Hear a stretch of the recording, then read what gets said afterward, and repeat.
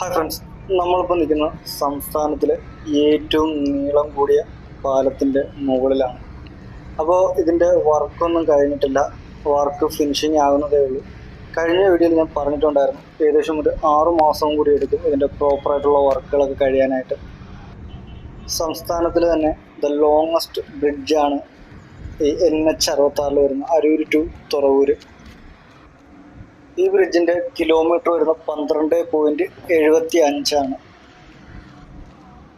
നമ്മുടെ ആലപ്പുഴ ബ്രിഡ്ജിൽ കൂടി ട്രാവൽ ചെയ്തിട്ടുള്ളവർക്ക് അറിയാൻ പറ്റും അത് എത്രത്തോളം ലെങ്ത് ഉള്ളതാണെന്ന്. അപ്പോൾ അതിൻ്റെ ഡബിള് ലെങ്ത് വരുന്നുണ്ട് ഈ NH66 ഈ അരൂർ ടു തുറവൂർ പാലം. ആലപ്പുഴ ബ്രിഡ്ജ് ഏകദേശം വരുന്നത് 6.8 കിലോമീറ്ററാണ്. ഏകദേശം 7 കിലോമീറ്റർ അടുപ്പിച്ചാണ് അതിൻ്റെ ലെങ്ത് വരുന്നത്.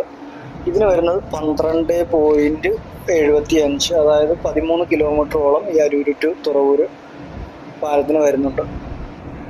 ഇതിൻ്റെ വീതി എന്ന് പറയുന്നത് ഏകദേശം 80 അടിയോളം വരും.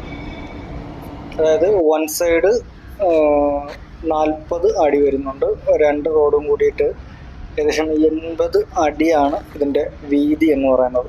ലെങ്ത്ത് 12.75, ഏകദേശം 13 കിലോമീറ്ററോളം ലെങ്ത്ത് വരുന്നുണ്ട്. ചിലർക്കൊക്കെ ഒരു തെറ്റിദ്ധാരണ ഉണ്ട് ഇന്ത്യയിലെ ഏറ്റവും വലിയ ബ്രിഡ്ജാണ് വരുന്നതെന്ന്. എന്നാലല്ല, ഇത് സംസ്ഥാനത്തെ, അതായത് കേരളത്തിലെ ഏറ്റവും ലോങ്ങസ്റ്റ് ബ്രിഡ്ജാണത്.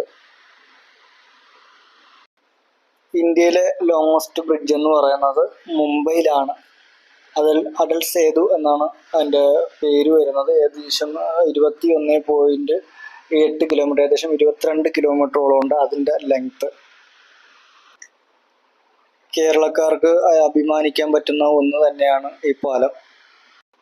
ഈ ബ്രിഡ്ജിൽ നിന്നും കൺവേർട്ട് ചെയ്ത് വരുന്ന 3 സർവീസ് റോഡാണ്. 1 അരൂർ, 2 ചന്ദരൂർ, 3 പാട്ടുകുളങ്ങര. ഇതിൻ്റെ ടോള് വരുന്നത് ഏകദേശം എരമല്ലൂരിനും പാട്ടുകുളങ്ങരയ്ക്കും ഇടയ്ക്ക് ഒരു സെൻട്രലായിട്ടാണ് ഇതിൻ്റെ ടോള് വരുന്നത്.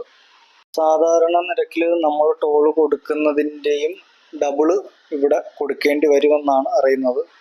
ഏകദേശം ഒരു വെഹിക്കിളിന് 300 രൂപയൊക്കെയാണ് അവർ ചാർജ് ചെയ്യാൻ ഉദ്ദേശിക്കുന്നതെന്നാണ് നിലവിൽ അറിയാൻ സാധിക്കുന്നത്. 46ഓളം പേരുടെ മരണത്തിൻ്റെ സാക്ഷ്യപത്രവും കൂടിയാണ് ഈ ബ്രിഡ്ജ്. പാലം പണിയുന്നു, ജനങ്ങൾ കാശ് കൊടുക്കുന്നു ടോളിലൂടെ. ക്രെഡിറ്റ് സർക്കാരുകൾക്ക്. ഹായ് ഫ്രണ്ട്സ്, നമ്മളിപ്പോൾ നിൽക്കുന്ന സംസ്ഥാനത്തിലെ ഏറ്റവും